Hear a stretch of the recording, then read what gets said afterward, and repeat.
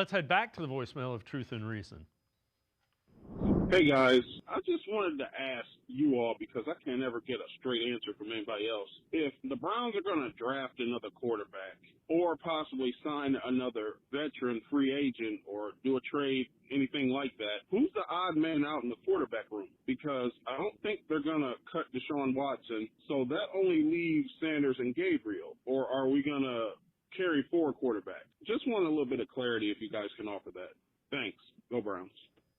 Again, as always, appreciate all of the voicemails. So Andrew Berry did address that. Deshaun Watson, he said, would be on the roster as of now. Things can change. He was open to identifying a quarterback anywhere, including a veteran-type quarterback. Said that Sanders did develop, but wasn't ready to commit to him. And really, it's going to come down to the head coach. And I know there's a lot of Shedeur people that really like what they've seen. A new head coach may say, I don't want to deal with that if he can't win the starting job. That's completely within the realm of possibility from whomever becomes the head coach. Well, I would say this. I've said this to a lot of fans over the last 3 or 4 hours. Is that, and actually the last couple of days, and even the last week, knowing that he could be gone, is that unfortunately for the Sanders fans, for the Gabriel fans, I think Dylan Gabriel can still play in this league as well. And I know I'm on the boat alone there, but that's okay. But I also really like Sanders. But you're absolutely right. When a new coach comes in, when I saw this morning, I immediately thought, well, the defense just got worse because Schwartz won't be the same, even if he's the head coach or if he doesn't get chosen, he's not staying around.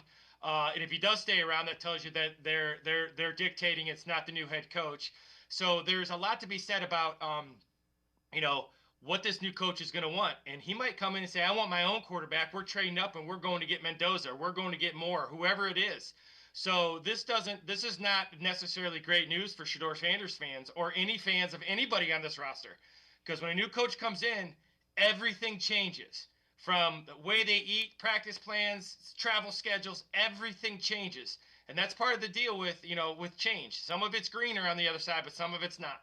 And the other thing is I've heard people say, well, they should only talk to people who are interested in Shedeur Sanders being. They don't do that. They do not put preconceived conditions upon who they interview, because right then you're eliminating half of your interview pool. You don't do that when you're trying to get the best head coach for a football team. There can be, I don't care if David, you're saying it actually right. I don't care if it's high school, college, or pro. If you walk into a job and you walk into an interview, which I have before, and I've said, you have some non-negotiables.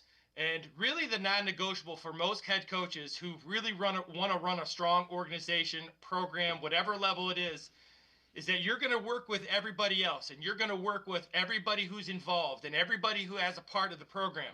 But make no mistake, the head coach is the final say. And if that's not the case, you've eliminated all the kind of guys that you want to hire. You've eliminated those guys.